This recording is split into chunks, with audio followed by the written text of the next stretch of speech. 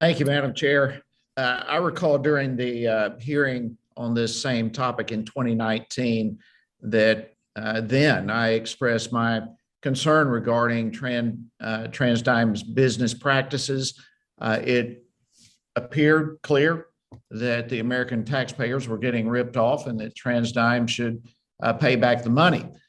But here we are again going over the exact same situation.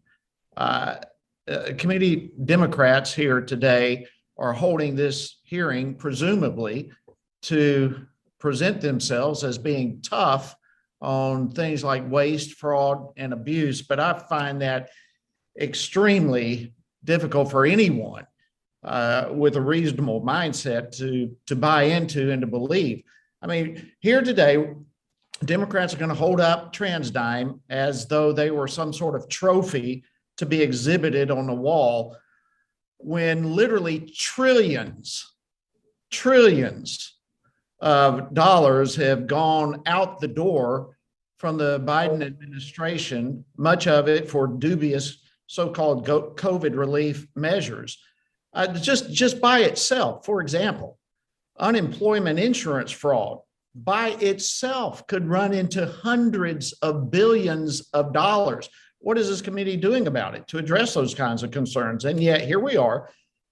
The Democrats are bringing this company back as an encore, if you will, for practices that, yes, might be unsavory, but certainly not illegal.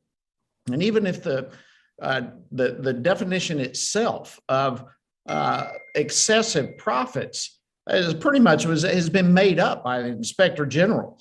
It's not a matter of regulation, nor is it a matter of statute. This committee had jurisdiction over hundreds of billions of dollars in spending for state, local, and tribal governments through the Inflation Creation Act, that bill which others may refer to as the American Rescue Plan. But what has this committee done to look at where that money was spent? Does this committee have any idea what those monies were spent on and what impact it did or did not have? So if there's a problem here today, quite frankly, my opinion is that the problem is with the DOD's failure to do a better job forecasting its needs and administering its contracts. These underlying acquisition regulations leave DOD exposed for the kinds of tactics that we're here today yet again talking about. So with that, Mr. Tenaglia, let me throw one out to you. In the last 18 months, since the last hearing on this same subject, what has DOD done differently to protect the interests of the taxpayers? Thank you, Congressman. So since the last hearing, we've taken a number of steps to work with this particular company to refine the process we have with our contracting officers, to empower them to request information, to encourage them to request information, not just cost information, but the information that they need. And so there's a training aspect to that. We have a cadre of pricing experts that we've formed across the various components of the department, making sure that they understand this issue. And I would say that this issue presents itself, again, not just with this company, but across the board where we're negotiating commercial items. And a lot of the dollars we're talking about today, all the dollars we're talking about today, flow through prime contracts. My office has purview over looking at the largest negotiations the department has in the sole source arena. And in doing so, we focus very intently on the dollars that flow through the subcontracts. And so that is an area of emphasis, again, empowering our contracting officers to know what information they should be requesting, what areas they should. We're really about trying to get the best deal for the taxpayer. So let me ask you this: has the DOD actually improved its ability to forecast its own needs and to avoid this one-off or small item purchases like we're talking about today?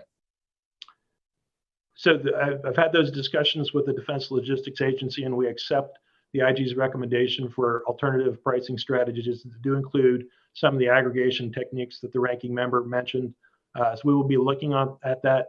It's balanced, however, with the carrying cost of inventory for the parts at DLA. As for many of these parts, they respond to the demand signal of the warfighter who presents the requirements, and DLA is the supplier of those products for the rest of the department. But there is potential for aggregated buys, and we'll look at that as an alternate. The gentleman's time has expired, and I'd like to respond to Mr. Hice. Today, we are examining overcharging by a defense contractor. It's true, we looked at him in 2019, but they have continued to overcharge millions of dollars, and we are trying to stop it.